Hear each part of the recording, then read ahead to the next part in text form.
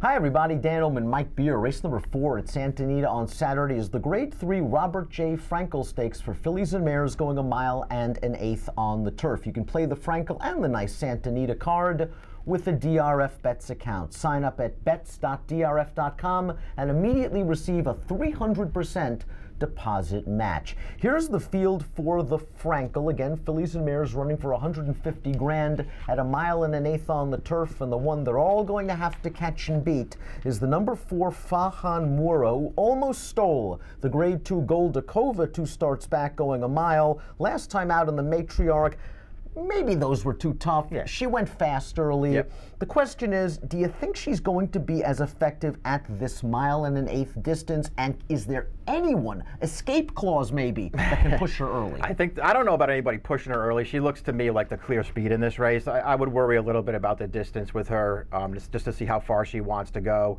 Her overall form since she arrived in Southern California is actually very good, and it's much improved from what she was doing on the East Coast. She's going to be in control of this race early. Can they run her down at 1 1/8? I think it's very possible that they can.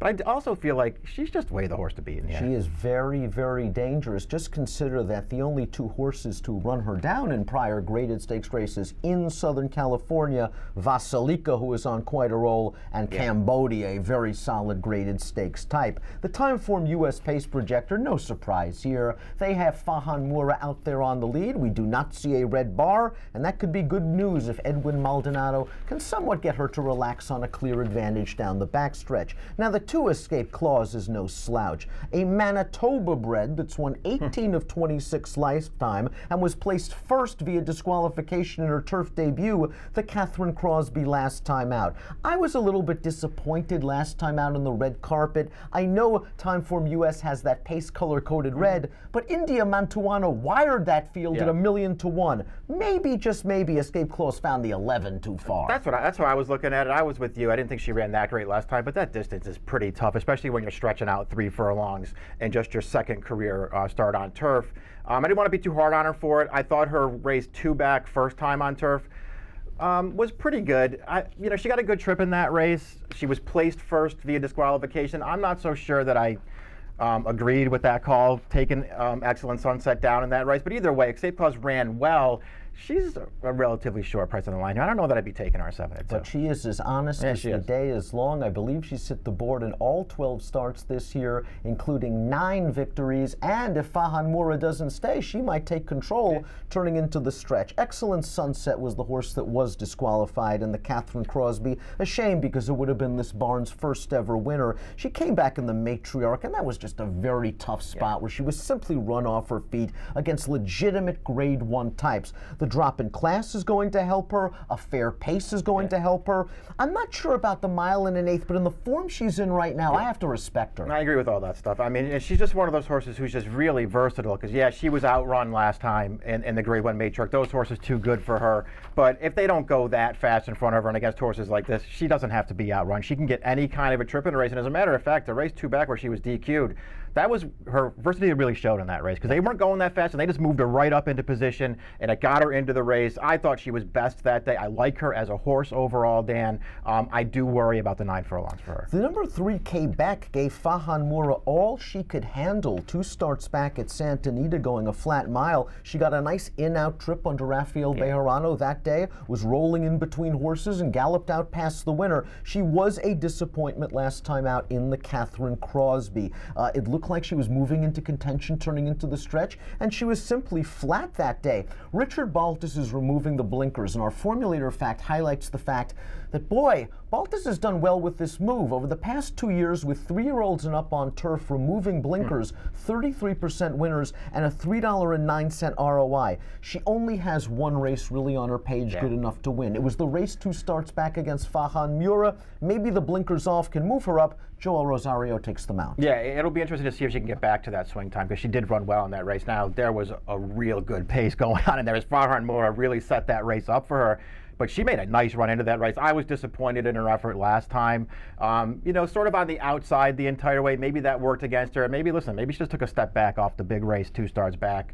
But she's got to find a way to get back to a race like that. And you know what? Having Fahan Moura in the race to set it up again, maybe that will get her right back into a race like that. Especially if an escape clause does push a little bit, she can be forward. The number 1 is Lucy D, who really couldn't take advantage of that fast pace on the red carpet, but it was her first race since April, so we can give her a little bit of a break.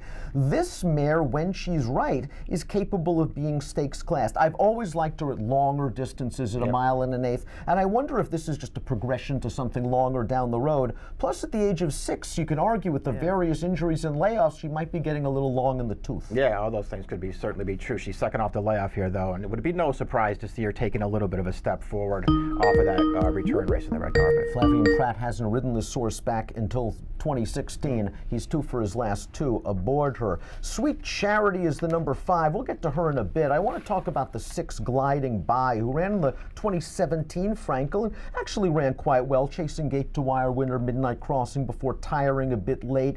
She's had fits and starts to her 2018 campaign. In the Catherine Crosby, she moved up down along the inside, flattened out a little bit. Her race 2 back, went in for 62.5, was okay. The problem is she's been an in and outer. Yeah, she has been. I didn't think she ran well at all last time. I was very disappointed with that performance. She's another one too, Dan.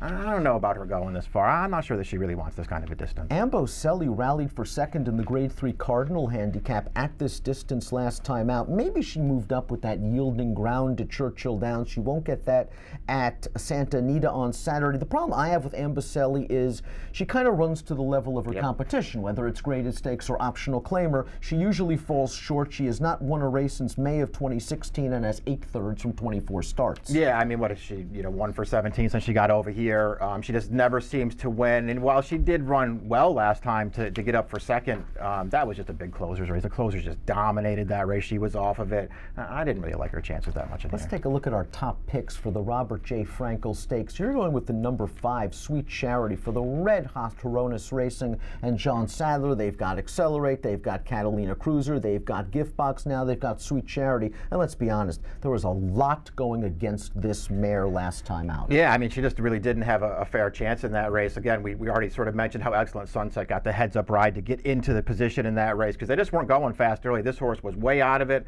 I liked the run that she put in through the stretch to get into third. Obviously, that was off of a long layoff as well. She could certainly take a step forward here. I guess you have to be a little concerned about 9 furlongs for her, but you know what, Dan? They've tried her twice at it.